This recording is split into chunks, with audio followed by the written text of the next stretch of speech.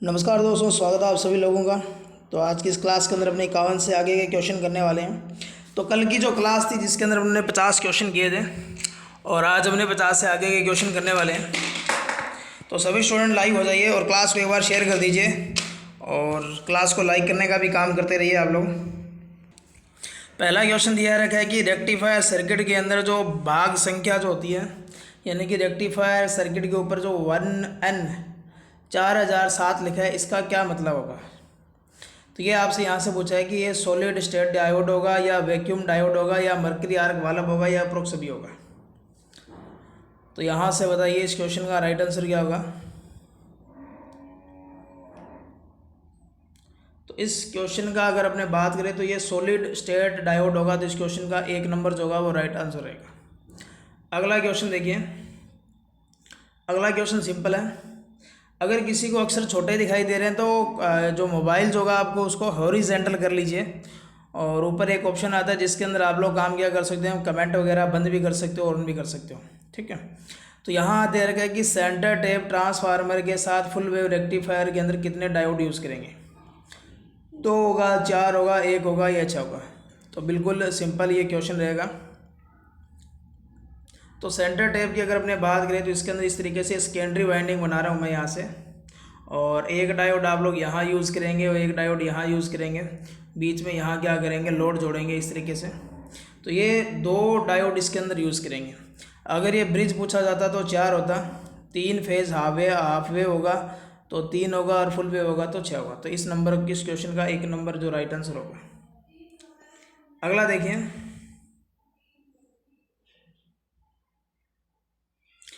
कि एक यूपीएस होगा उसका मेन पार्ट कौन सा होगा।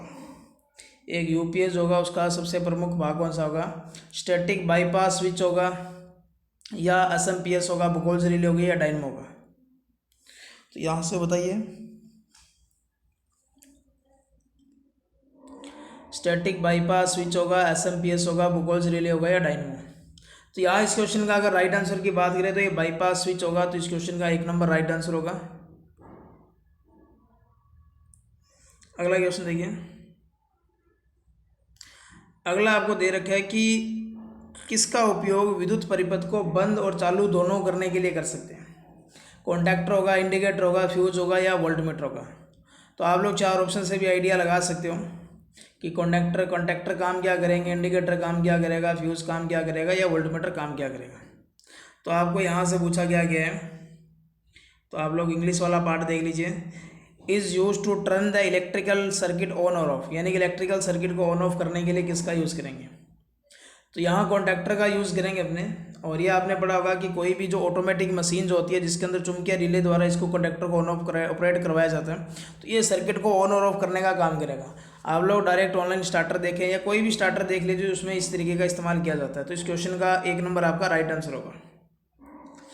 अगला है कि इलेक्ट्रोमैकेनिकल रिले इज ऑपरेट, उसको ऑपरेट होने के लिए ज़्यादा पावर चाहिए, कम पावर चाहिए या बहुत ज़्यादा पावर चाहिए, किसी भी बिना पावर के ऑपरेट की जा सकती है। कि इलेक्ट्रोमैकेनिकल जो रिलेज होगी वो किस तरीके से ऑपरेट होगी। तो यहाँ इस क्वेश्चन का जो राइट आंसर की अगर अपने बात करें तो कमेंट करते रहिए। तो यहाँ इस क्वेश्चन का जो राइट आंसर होगा वो आपका क्या रहेगा, अपना लो पावर होगा। अगला क्वेश्चन देखिए। अगला है कि विच of the following is mount the MCB in control panel without the screw, यानी कि अगर आप लोग एमसीबी को किसी भी कंट्रोल पैनल पर लगाना चाहते हो तो बिना स्क्रू के अगर लगाना चाहते हो एमसीबी को तो किसकी सहायता से लगाएंगे।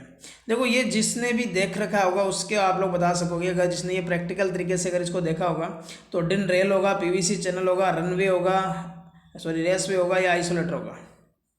तो यहाँ से बताइए कि एमसीबी को अगर आप लोग बिना स्क्रू के पैनल बोर्ड पर कसना चाहते हो तो किसकी सहायता का इस्तेमाल करेंगे। ये देखा होगा आपने, इस तरीके से एक पतली सी पट्टी सी होती है, ठीक है। और इस तरीके से पूरा तो मेरे को डायग्राम नहीं बना सकता यहाँ पर। तो ये जो होगा ये आपका डिन रेल होगा। जिन भी स्टूडेंट ने इस क्वेश्चन का 1 नंबर आंसर दिया उन सबका बिल्कुल सही होगा। तो एमसीबी अगर आप लोग देखेंगे तो उसके अंदर एक आपने पीछे वाला जो बैक साइड होगी उसके अंदर वो पत्ती सी, ये जो मैंने आपको यहाँ दिखाया है, तो उसको लगाने के लिए एक छोटा सा एक खांचा सा बना होता है। तो आप लोग देखोगे तो आपको पता चलेगा इस चीज़ के बारे में। देखो आपको ये बताना है कि इनमें से कौन सी वॉशिंग मशीन तकनीक में निर्णय लेने की क्षमता होती है। ठीक है, which of the following machine the technology has the ability to make decision? The neuro physiologic technique, the air power washing technique, the the waterfall technique, the igniter wash technique. निर्णय लेने का मतलब यहाँ रहेगा कि ऑटोमेटिक ही ऑन ऑफ होगी, तो उसके अकॉर्डिंग आपसे पूछा गया है। तो ये एक नया क्वेश्चन है, तो इस क्वेश्चन का जो राइट आंसर होगा वो 1 नंबर होगा। ठीक है, द न्यूरो फ्यूजियोलॉजिक जो टेक्निक होगी इसका इस्तेमाल किया जाता है, तो 1 नंबर इस क्वेश्चन का राइट आंसर होगा। अगला क्वेश्चन है कि the flat bottom surface of the electrical iron is called, यानी कि जो आपके पास प्रेस जो होता है, प्रेस का जो हिस्सा आप लोग कपड़े पर रखते हो उस हिस्से को क्या कहा जाता है? वो सोल प्लेट होगी, स्लीव होगी, माइका इंसुलेशन होगा या टॉप कवर होगा। सिंपल है ये बिल्कुल, और इस पर निकल की कोटिंग की जाती है ताकि उस पर किसी भी प्रकार का जंग ना लगे, क्योंकि कपड़ों पर भी वो चिपकने लग जाते हैं। तो यहाँ इस क्वेश्चन का राइट आंसर जो होगा आपका सोल प्लेट होगा। तो सोल प्लेट जो होगा, और इस तक जो उष्मा का जो ट्रांसफर जो होता है वो चालन विधि से होगा, ये भी थोड़ा सा ध्यान रखेंगे। अगला क्वेश्चन देखिए, तापक तत्व की धारा को नियंत्रित करने के लिए का प्रयोग किया जाता है? कि अगर आप लोग काम क्या करना चाहते हो कि जो वाटर हीटर होगा या कोई भी एलिमेंट जो होगा, हीटिंग एलिमेंट होगा, उसके टेम्परेचर को कंट्रोल या उसकी करंट को कंट्रोल करना चाहते हो, कितने टाइम तक वो काम करे, तो उसके लिए आप लोग एक चीज़ का इस्तेमाल करते हो। तो वही आपसे यहाँ पूछा गया है कि वो थर्मोस्टेट होगा, लेवल इंडिकेटर होगा, रिफ्लेक्टर होगा या ड्रिप कंट्रोल डिवाइस होगी। तो इस क्वेश्चन का आप लोग बताइए राइट आंसर जो होगा वो क्या होगा।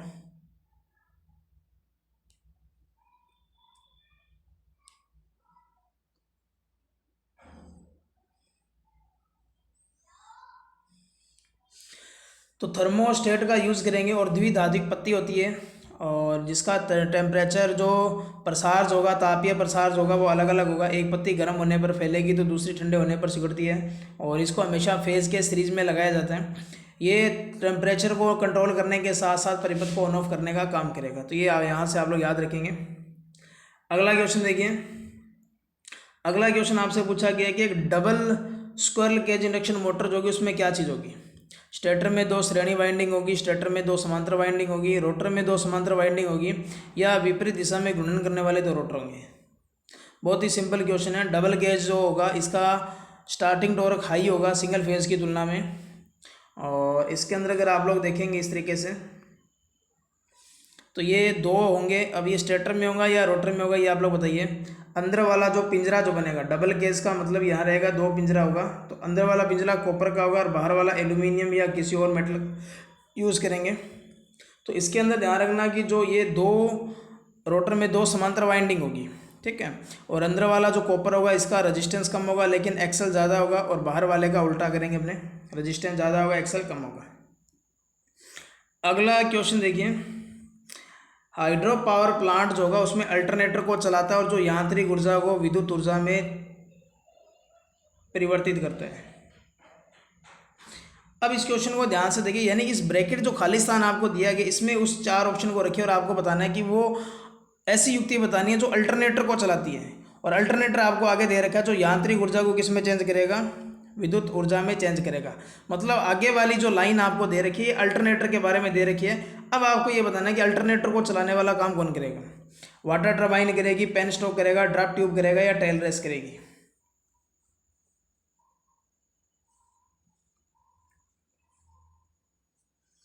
इस क्वेश्चन का जो राइट आंसर होगा वो टर्बाइन होगा। टर्बाइन इसके लिए प्राइम मूवर का काम करेगी और ये यांत्रिक रूप से कपल्ड होती है, और इसकी रेटिंग का अगर पूछा जाए तो एचपी में करेंगे।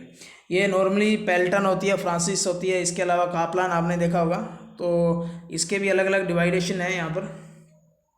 अगला देखिए कि थर्मल पावर जो होगा स्टेशन जो होगा उसमें थर्मल को यांत्रिक ऊर्जा द्वारा परिवर्तन किया जाता है, ठीक है। तो थर्मल के अंदर आप लोग बता दीजिए कि in the thermal power station the thermal energy is converted to mechanical energy by, कि जो थर्मल ऊर्जा को यांत्रिक ऊर्जा में कौन परिवर्तित करेगा वो आपको बताना है। स्टीम टर्बाइन करेगी, बॉयलर करेगा, इकोनोमाइजर करेगा या सुपरहीटर करेगा। सिंपल क्वेश्चन है। ऊपर वाले क्वेश्चन का अगर आपको पता होगा तो नीचे वाले का अपने आप पता चल जाएगा।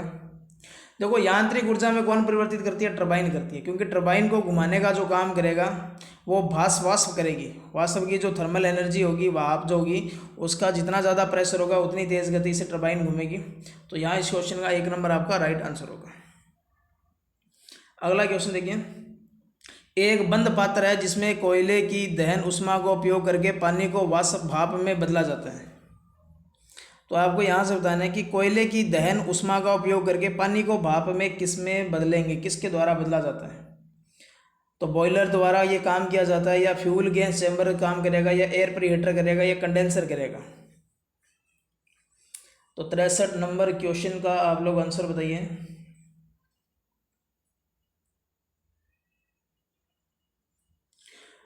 तो ये काम आपको पता है बॉयलर करेगा। कोयले को जब इसमें जलाएंगे तो वो काम क्या करेगा, कोयले की रासायनिक ऊर्जा से क्या करेगा, हीट उत्पन्न करेगा, और उस हीट का इस्तेमाल काम क्या करेंगे, पानी जो होगा उसको भाप में चेंज करने के लिए करेंगे। तो इस क्वेश्चन का 1 नंबर आपका राइट आंसर होगा। अगला क्वेश्चन देखिए, आपको ये बताना है कि जो बायोगैस जो होती है उसमें मुख्य घटक कौन सा होता है, यानी कि बायोगैस के अंदर मेन चीज़ क्या होती है, ऑक्सीजन होगी, मीथेन होगी, नाइट्रोजन होगी, या टाइटेनियम होगा। तो यहाँ से बिल्कुल सिंपल है, और आंसर सभी के लगभग सही भी होंगे मेरे को लगता है जहाँ तक। ठीक है, तो इस क्वेश्चन का अगर अपने बात करें तो यहाँ मीथेन जो होगा, और मीथेन की अगर अपने बात करें तो CH4 इसका फार्मूला जो होगा, मतलब इसका, ठीक है, रासायनिक सूत्र जो होगा CH4 होगा। तो ये मीथेन होगी इसके अंदर। अगला देखिए, इनमें से कौन सा गैस या ईंधन है, ईंधन के रूप में किसका यूज़ करेंगे,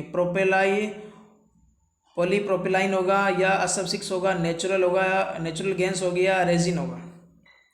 रेजिन का इस्तेमाल आप लोग पेपर कैप्सूटर बनाने में करेंगे, इसका मतलब ये गैस नहीं होती, तो ये आप लोग बाहर कर दीजिए। इसके अलावा SF6 गैस का इस्तेमाल आप लोग सर्किट ब्रेकर की आग की शमन करने के लिए करोगे, तो इसका मतलब इसका भी आप लोग ईंधन के रूप में नहीं करोगे। तो यहाँ जो आपका बचेगा वो गैसीय जो होगा, नेचुरल गैस होगी, इसका इस्तेमाल करेंगे। तो 3 नंबर इस क्वेश्चन का राइट आंसर होगा। अगला आपको बताना है कि डिस्ट्रीब्यूटर नेटवर्क को खालिस्तान के रूप में जाना जाता है। 66 नंबर क्वेश्चन का आंसर बताइए, यानी कि the combined distribution and transmission network. Sorry, यहाँ पर ये थोड़ा सा हिंदी वाला पार्ट मैंने देखा नहीं। ठीक है, तो ट्रांसमिशन और डिस्ट्रीब्यूशन को मुख्य रूप से अगर इन दोनों को संयुक्त रूप में अगर देखा जाए तो उसको क्या बोलेंगे, यानी कि ट्रांसमिशन और डिस्ट्रीब्यूशन दोनों को अगर कंबाइंड अगर आपसे पूछ रहा है उसको क्या बोलेंगे। तो बिल्कुल यहाँ कुछ लोगों ने आंसर दिए होंगे शायद, तो आपका जो राइट आंसर होगा वो 1 होगा, पावर ग्रिड इसको कहेंगे। तो 1 नंबर इस क्वेश्चन का राइट आंसर होगा। अगला देखिए, उपभोक्ता के लिए कौन सा कनेक्शन प्रदान करेंगे, यानी कि डोमेस्टिक जो उपभोक्ता जो होगा, घरेलू जो उपभोक्ता होगा, उसके लिए आपसे पूछा गया है। ठीक है, देखो डोमेस्टिक तो 2 वायर सिस्टम होगा, 3 फेज 3 वायर सिस्टम होगा, 3 फेज 4 तार होगा, या DC 3 वायर सिस्टम होगा। ये इंपॉर्टेंट क्वेश्चन है, मोस्ट इंपॉर्टेंट क्वेश्चन की श्रेणी में ये। तो अगर आपके घर में सप्लाई आ रहा है तो वो सप्लाई किस पद्धति के माध्यम से देंगे, ये आपसे क्वेश्चन में पूछा गया है। तो यहाँ जो अपने यूज़ करेंगे वो 3 फेज 4 तार पद्धति होगी, मतलब इसके जो ट्रांसफार्मर के प्राइमरी के कनेक्शन होंगे वो डेल्टा, और सेकेंडरी का जो होगा वो स्टार में होगा।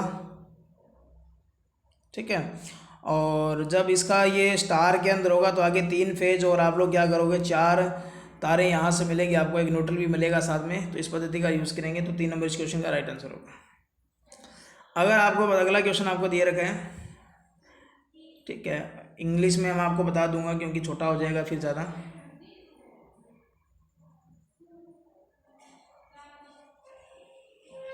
क्वेश्चन दे रखा है, which of the flowing the main component of our head line, यानी कि अवर हेड लाइनें जो होती है उसमें सबसे मुख्य घटक कौन सा होगा।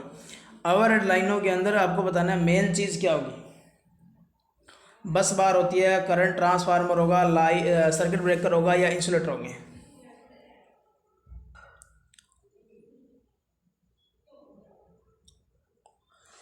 तो इस क्वेश्चन का अगर अपने बात करें तो बस बार, करंट ट्रांसफार्मर और सर्किट ब्रेकर ये तीनों नहीं होंगे, तो लाइन इंसुलेटर इस क्वेश्चन का आपका राइट आंसर होगा। अगला क्वेश्चन देखिए, अगला क्वेश्चन तो सिंपल क्वेश्चन है, आपने कई बार देखा होगा। देखो क्या दे रखा है, इसको मैं फिर इंग्लिश वाला पार्ट दिखाऊंगा क्योंकि फिर ये ज़्यादा छोटा हो जाएगा।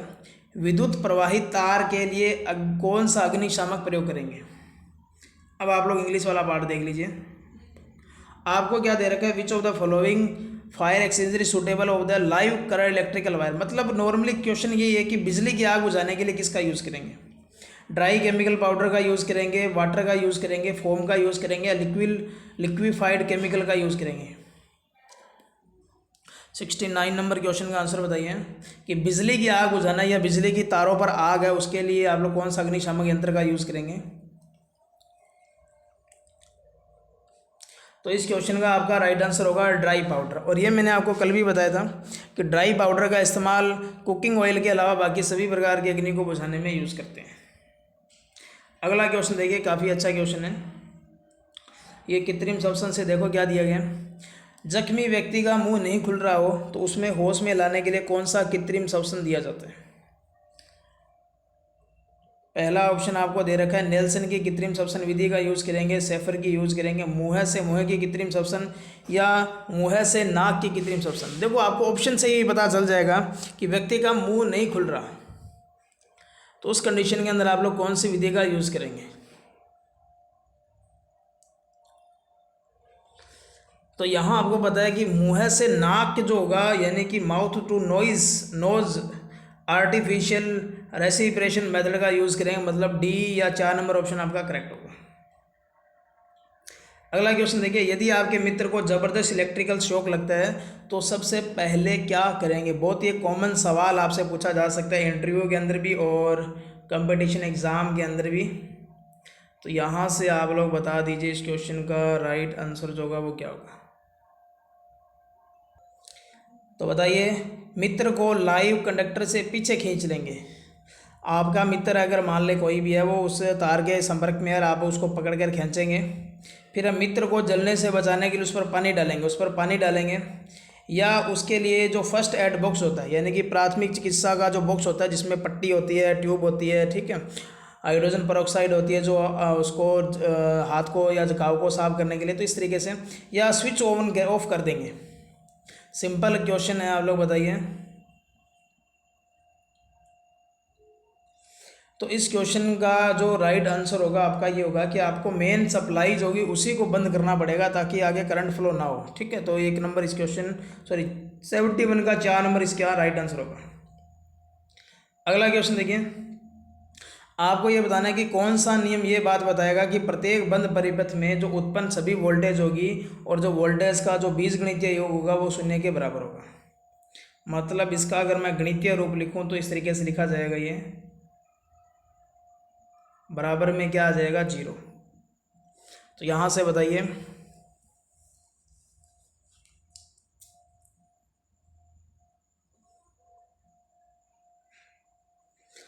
तो इस क्वेश्चन का अगर अपने बात करें तो आपको भी ये पता चल चुका होगा किरचॉफ का ये दूसरा नियम है और इसको किरचॉफ का वोल्टेज नियम भी कहेंगे। तो इस क्वेश्चन का 3 नंबर इसका राइट आंसर होगा।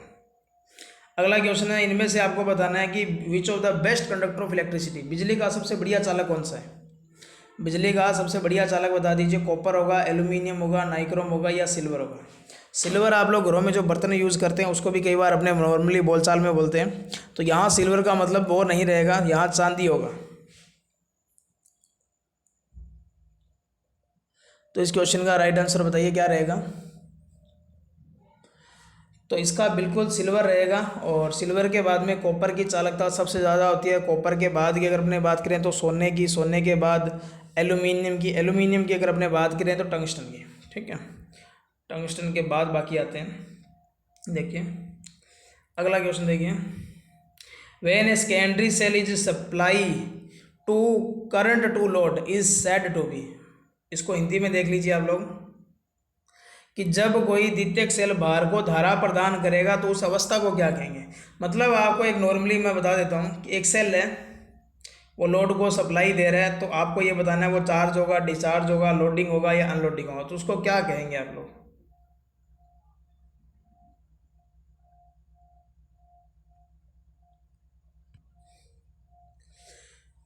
तो अगर आप लोग एक सेल है जो उसको सप्लाई कर रहा है तो लोडिंग होगा, चार्जिंग होगा, डिस्चार्जिंग होगा, अनलोडिंग होगा। तो बिल्कुल इस समय सेल क्या होगा, डिस्चार्ज होगा। और डिस्चार्ज जब होता है तो उसकी जो रासायनिक ऊर्जा जो होती है वो किस में चेंज होती है? वो विद्युत ऊर्जा में क्या होगी, चेंज होगी। तो ये आप लोग यहाँ से याद रखेंगे। अगला क्वेश्चन देखिए, आपको ये बताना है कि लेड एसिड बैटरी है उसको जंग से बचाना है। ठीक है, मैं यार थोड़ा सा क्वेश्चन को अगर ज़्यादा छोटा कर दिया तो फिर ये दिखेगा नहीं आपको, तो इसको मैं थोड़ा सा बड़ा ही करके आपको दिखाता हूँ। ठीक है, क्वेश्चन की लैंग्वेज बता देता हूँ, देखो क्या दे रखा। Which material is apply to the terminal post of lead acid battery to avoid corrosion. Corrosion का मतलब होता है जंग। आपने पढ़ा होगा कि जंग से बचाने के लिए जो लेड एसिड बैटरी जो होगी उसके टर्मिनलों पर कौन सा पदार्थ लगाएंगे। पेट्रोलियम जेली होगी, अमोनियम सल्फेट होगा, सिलिका जेल होगा या सल्फर पाउडर होगा। तो 75 नंबर क्वेश्चन का आंसर बताइए। तो जंग से बचाने के लिए आप लोग किस चीज़ का यूज़ करेंगे। तो इस क्वेश्चन का अगर अपने बात करें तो पेट्रोलियम जेली इस क्वेश्चन का राइट आंसर होगा। अगला क्वेश्चन है कि एक लेड एसिड सेल है उसका आंतरिक प्रतिरोध पर क्या प्रभाव पड़ेगा यदि सेल को लंबे समय तक निष्क्रिय रखा जाता है। मतलब एक सेल है जिसको आपने काम में नहीं लिया तो उसका आंतरिक प्रतिरोध होगा वो आपको बताना है कैसा होगा, बढ़ेगा घटेगा क्या होगा, बढ़ जाएगा घट जाएगा समान होगा या घटकर जीरो होगा। तो कोई भी अगर आपके पास सेल होगा तो उस सेल की अगर अपने बात करें जब उसका आंतरिक प्रतिरोध अगर अपने देखें तो वो डिस्चार्ज होने का प्रयास करेगा अगर उसको निष्क्रिय छोड़ दिया, और उसका आंतरिक प्रतिरोध क्या होगा, बढ़ने का काम करेगा। तो इंक्रीज इस क्वेश्चन का राइट आंसर होगा। अगला क्वेश्चन काफ़ी इंपॉर्टेंट है पेपर के दृष्टिकोण से। आपको अर्थ टेस्टर का सिद्धांत पूछा है। The earth tester work on the principle of. ठीक है, तो हिंदी वाले स्टूडेंट इसको देख लीजिए, मैं इसको थोड़ा सा बड़ा करता हूँ।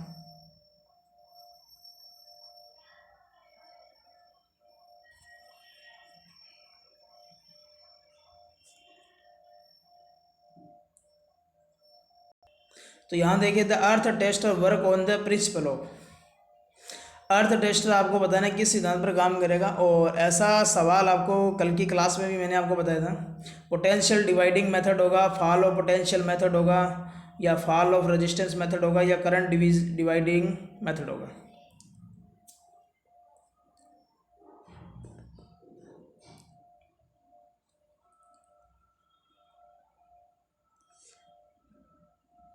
तो यहाँ से बताइए, तो इस क्वेश्चन का जो राइट आंसर होगा फॉल ऑफ पोटेंशियल मेथड होगा, मतलब विभव गिरने के सिद्धांत पर ये काम करेगा। अगला क्वेश्चन है कि तारों की जो वृक्ष प्रणाली होगी वो सबसे ज़्यादा कहाँ इम्पोर्टेंट जो यूज करेंगे। Tree system of wiring is suitable for. तारों की वृक्ष प्रणाली कहाँ उपयोगी है। 78 नंबर क्वेश्चन का बताइए। मल्टी स्टोरेज बिल्डिंग के अंदर इंपॉर्टेंट है, सिंगल स्टोरिंग बिल्डिंग के अंदर होगा, या औद्योगिक जो तार लगाएंगे, या प्रिंटिंग प्रेस होगी जहाँ किताबें वगैरह होगी या कोई भी पेपर्स होगा वहाँ उसको प्रिंट किया जाता है वहाँ।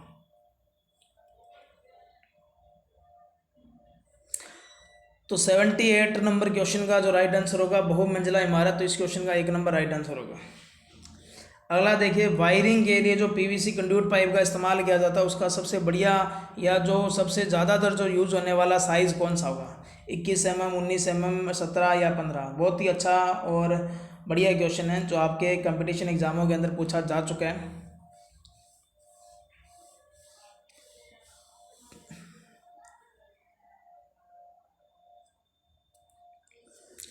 तो इस क्वेश्चन का अगर अपने बात करें जो राइट आंसर होगा वो होगा 19 mm। ठीक है, तो 19 mm इस क्वेश्चन का राइट आंसर होगा। अगला क्वेश्चन देखिए। अगला क्वेश्चन है कि what will be happen the capacitance value if the area of the plate is the half या रिड्यूस। यानी कि अगर आपके पास कैपेसिटर है और उसके प्लेट के एरिया को कम कर दिया तो धारिता आपको बताना है धारिता कैसे होगी। धारिता बढ़ जाएगी, धारिता घट जाएगी, धारिता का मान समान होगा, या धारिता घटकर शून्य हो जाएगी।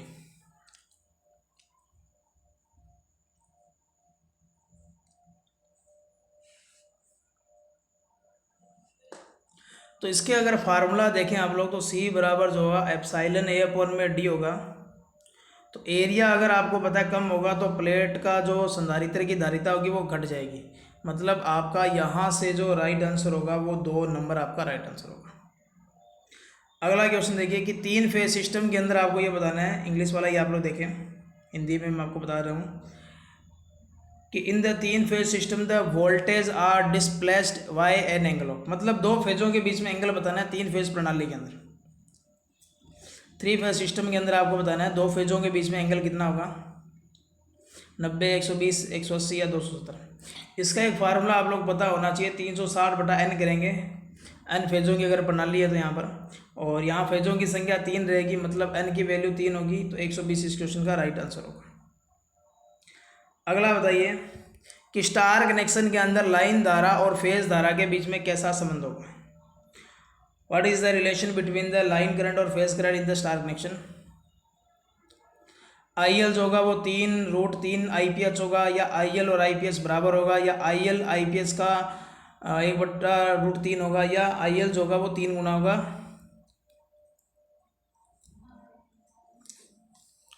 तो इस क्वेश्चन का आपको पता है कि स्टार कनेक्शन के अंदर जो होगा इस तरीके से, तो यहाँ से जो करंट आएगी और यहाँ से जो करंट होगी वो दोनों सेम होगी, मतलब लाइन करंट और फेज करंट दोनों बराबर होगी। अगला देखिए, आपको स्टार कनेक्शन या डेल्टा कनेक्शन, कोई सा भी कनेक्शन दिया जा सकता है यहाँ पर। तो डेल्टा कनेक्शन के अंदर पावर का फार्मूला आपको बताना है। यहाँ पर बताइए पावर का फार्मूला क्या होगा। पावर का फार्मूला बताना है, P बराबर वास्तविक पावर आपसे पूछा गया है। तो 1, 2, 3, 4 में से बताइए कौन सा राइट आंसर होगा।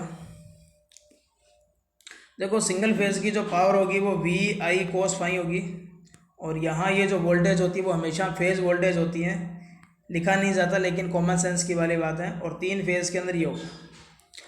अगर ये फेज वोल्टेज और फेज करंट के अकॉर्डिंग पूछेगा तो 3 आएगा, और लेकिन यहाँ आपको पता है IL दे दिया तो ये गलत हो जाएगा। और अगर आप लोग लाइन करंट और लाइन वोल्टेज के अकॉर्डिंग लेंगे तो √3 आएगा, मतलब आपका जो 2 नंबर ऑप्शन होगा आपका करेक्ट रहेगा। अगला क्वेश्चन देखिए। अगले क्वेश्चन के अंदर आपको बताना है कि DC जनरेटर वो होगा वो किस सिद्धांत पर काम करेगा। ठीक है, DC जनरेटर बताइए किस सिद्धांत पर काम करेगा।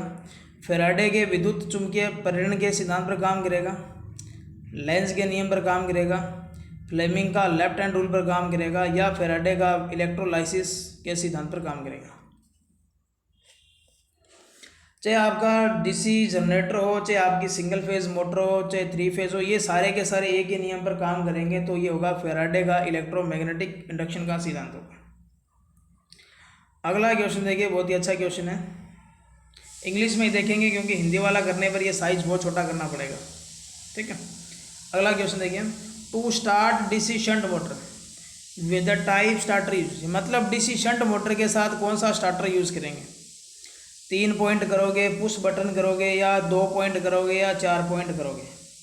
85 नंबर क्वेश्चन का आंसर बताइए कि शंट मोटर के साथ कौन से स्टार्टर का यूज़ करेंगे।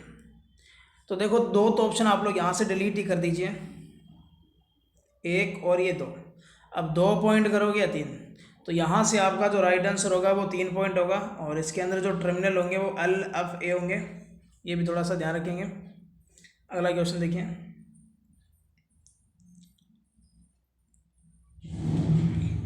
अगला क्वेश्चन है कि ट्रांसफार्मर जो होगा उसमें जो फ्लक्स जो होगा वो कैसे गुजरेगा।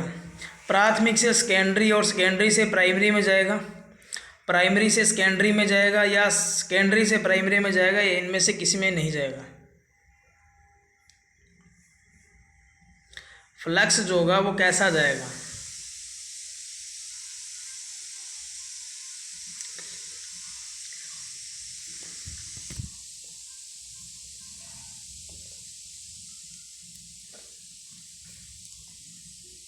एक नंबर इस क्वेश्चन का राइट आंसर होगा, ट्रांसफार्मर के अंदर जो फ्लक्स होगा वो प्राइमरी से सेकेंडरी और सेकेंडरी से प्राइमरी क्या होगा, अपने पथ को पूरा करता है।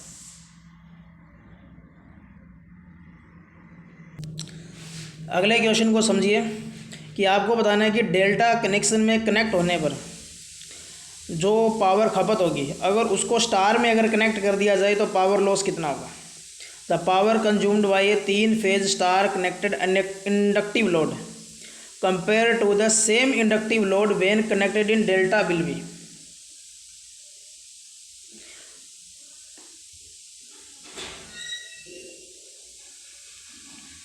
तो 87 नंबर क्वेश्चन का आंसर बताना है।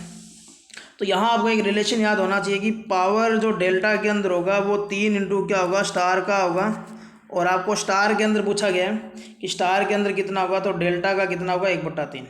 ठीक है, तो डेल्टा का क्या होगा, 1/3 होगा। यहाँ पर 2 नंबर इस क्वेश्चन का राइट आंसर होगा। अगला क्वेश्चन देखिए। अगला क्वेश्चन है कि ट्रांसफार्मर की दक्षता अधिकतम कब होगी। कॉपर हानि आयरन हानि के बराबर होगी, कॉपर हानि आयरन हानि से ज़्यादा होगी, कॉपर हानि आयरन हानि से कम होगी, या कॉपर हानि जीरो होगी। तो मैक्सिमम दक्षता की आपसे शर्त पूछी है मेनली। अगर आप लोग यहाँ से देखें तो बिल्कुल सबका सही होगा। ये क्वेश्चन बहुत बार आप लोगों ने पढ़ा होगा। तो यहाँ से आपका जो होगा कॉपर लॉस आयरन लॉस के अगर बराबर होगा तब होगा। अगला देखिए, किसी स्टेप अप ट्रांसफार्मर के द्वारा इनमें से क्या चीज़ बढ़ाया जाता है। कि एक स्टेप अप ट्रांसफार्मर होगा तो वो क्या चीज़ इनमें से बढ़ाने का काम करेगा। वोल्टेज होगा, पावर होगा, करंट होगा, या फ्रिक्वेंसी होगा। तो आपको पता है कि जो स्टेप अप होगा या डाउन होगा तो ये वोल्टेज के अकॉर्डिंग किया जाता है। तो वोल्टेज इस क्वेश्चन का राइट आंसर होगा। और करंट वो क्या करेगा, डाउन, जबकि इसकी प्राइमरी और सेकेंडरी की जो फ्रिक्वेंसी और पावर जो होगी वो सेम रहती है। अगला क्वेश्चन देखिए, आपको क्वेश्चन ये पूछा गया है कि जब ट्रांसफार्मर होगा उसकी प्राइमरी और सेकेंडरी वाइंडिंग जो होगी एक ही वेस्टर्न से प्राप्त होती है। मतलब एक ही वाइंडिंग को अगर आप लोग प्राइमरी और सेकेंडरी दोनों की तरह यूज़ करोगे तो उस ट्रांसफार्मर का नाम क्या होगा। दो वाइंडिंग बोलोगे, transformer, auto transformer, ring type होगा, या आइसोलेशन ट्रांसफार्मर होगा। तो 10 क्वेश्चन और करेंगे अपने, 50 क्वेश्चन आज के करने वाले हैं। तो ऑटो ट्रांसफार्मर आपका राइट आंसर होगा, क्योंकि ऑटो ट्रांसफार्मर के अंदर ही उसको प्राइमरी और सेकेंडरी दोनों की तरह यूज़ किया जाता है। अगला क्वेश्चन देखिए, अगर आपके पास एमआई इंस्ट्रूमेंट होगा तो उसकी स्केल कैसे होगी। रैखिक होगी, अरैखिक होगी, या एक्सपोनेंशियल या चरघातांकी होगी, या लॉगरिदम यानी कि लघु गुण के पैमाना होगा।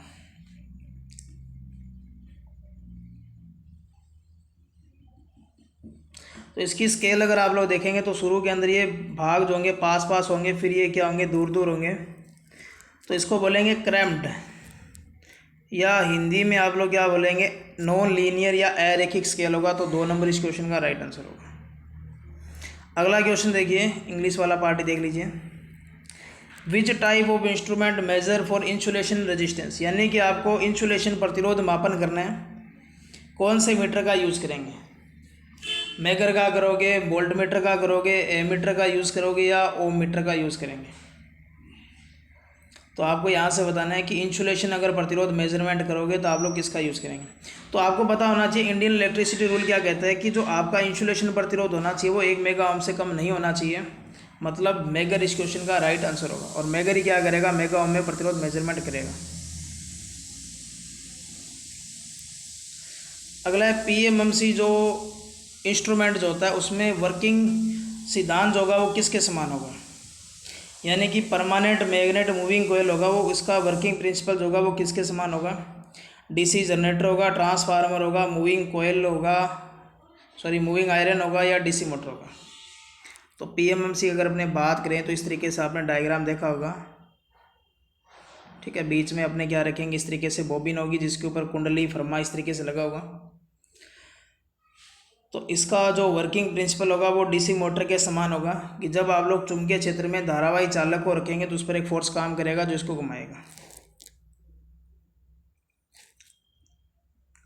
अगला देखिए 94 नंबर कि जेनर डायोड की शक्ति का अपव्यय जो होगा वो आपको बताना है। शून्य भार पर न्यूनतम होगा, शून्य भार पर ज़्यादा करेगा, सदैव शून्य होगा, या भार जो होगा उससे कोई भी प्रभाव नहीं पड़ेगा, ठीक है। Remain constant is respect of load current variation, मतलब चेंज नहीं होता। शक्ति खपत आपको बताना है इसका कब ज़्यादा होगा, कब ज़्यादा क्या, शक्ति खपत के बारे में लाइन बताइए। तो शक्ति खपत ये कब करेगा, जब लोड करंट जो होगा वो 0 होगा, तो उस समय ये सारी करंट जो होगा उसी के अंदर से जाएगी। तो इसका मतलब इसका पावर लॉस होगा वो सबसे ज़्यादा होगा। अगला आपको बताना है कि इंग्लिश वाला पार्ट देखिए, आपको ये पूछा गया है कि जो पी टाइप सेमीकंडक्टर जो होता है, इस पी टाइप सेमीकंडक्टर जो होगा उसमें मुख्य आवेश भाग आपसे पूछा गया कौन से होंगे, ठीक है। तो होल्स होंगे, इलेक्ट्रॉन होंगे, या वैलेंसी इलेक्ट्रॉन होंगे, या न्यूट्रॉन होंगे। तो पी टाइप सेमीकंडक्टर में आपको बताना है सबसे ज़्यादा चीज़ होगी वो बहुमत मेजॉरिटी कैरियर आवेश वाहक कौन से होंगे, यानी कि सबसे ज़्यादा आवेश वाहक कौन से होंगे, इलेक्ट्रॉन होंगे, होल्स होंगे, कौन से होंगे? तो इलेक्ट्रॉन होंगे या होल्स। पी टाइप आपको पता है पॉजिटिव होंगे तो इसमें होल्स होगा, और एन टाइप अगर आपसे पूछा जाता तो इलेक्ट्रॉन होते हैं।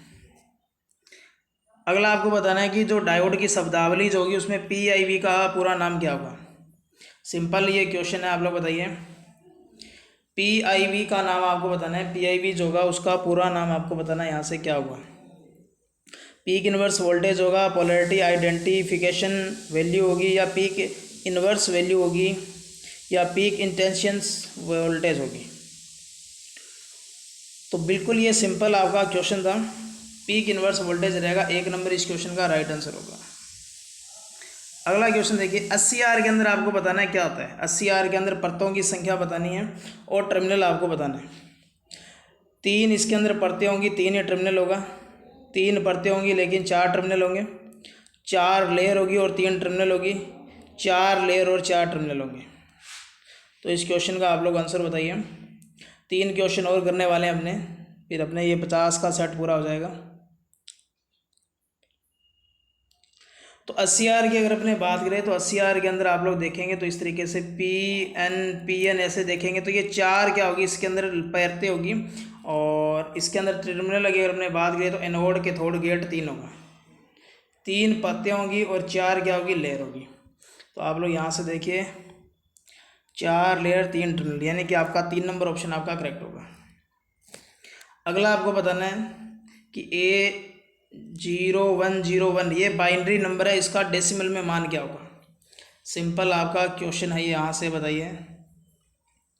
98 नंबर क्वेश्चन का आंसर बताइए क्या रहेगा कि 0101 का डेसिमल में मान क्या होगा। तो डेसिमल में कैसे चेंज करेंगे, 0101 तो 1 2 4 और 8, जिसके नीचे 1 आ रहा है उसको तो ऐड कर लीजिए, और जिसके नीचे 0 उसको छोड़ दीजिए। तो यहाँ से 4 और 1 कितना बनेगा, 5। तो इस क्वेश्चन का 5 जिन लोगों ने दिया उन सबका बिल्कुल करेक्ट रहेगा। अगला देखिए, अगला आपको बताना है कि जो हेक्साडेसिमल नंबर डी जो होगा वो आपको बताना है किसका प्रतिनिधित्व करेगा। डी आपको बताना है कि डी को किस संख्या को डी लिख सकते हैं अपने। आपको ये पता होना चाहिए कि हेक्साडेसिमल में 0 से 9 लेकर के फिर ए से एफ तक कितने होंगे, 6 अक्षर ये होंगे, 6 अक्षर ये होंगे। तो यहाँ आपको बताना है डी जो होगा वो किसका प्रतिनिधित्व करेगा, किसको रिप्रेजेंट करेगा। तो 10 जो होगा उसको ए लिखेंगे, 11 को ऐसे करके लिखोगे, तो डी जो होगा वो आप लोग लिखेंगे 13 को। तो इस क्वेश्चन का आपका राइट आंसर ये होगा। आज का ये लास्ट क्वेश्चन है। ये सारणी देख लीजिए आप लोग पहले, तो फिर आपको ये सारणी बताना है किस गेट की है, ठीक है। तो ये टेबल आप लोग बताइए किस गेट की होगी। बहुत ही अच्छा क्वेश्चन है। तो आपको एक चीज़ पता होना चाहिए, पैरिटी चेकर गेट है। अगर मैंने आपको इतना हिंट दे दिया तो आप लोग आंसर कर सकते हो, क्योंकि ये पेयर की जांच करेगा। देखो यहाँ दोनों 0 0 है, दोनों 1 1 है, तो आउटपुट क्या मिलेगा, लो। और दोनों इनपुट ऐसे मान होंगे तो आउटपुट मिलेगा हाई। तो ये होगा आपका एक्स और गेट।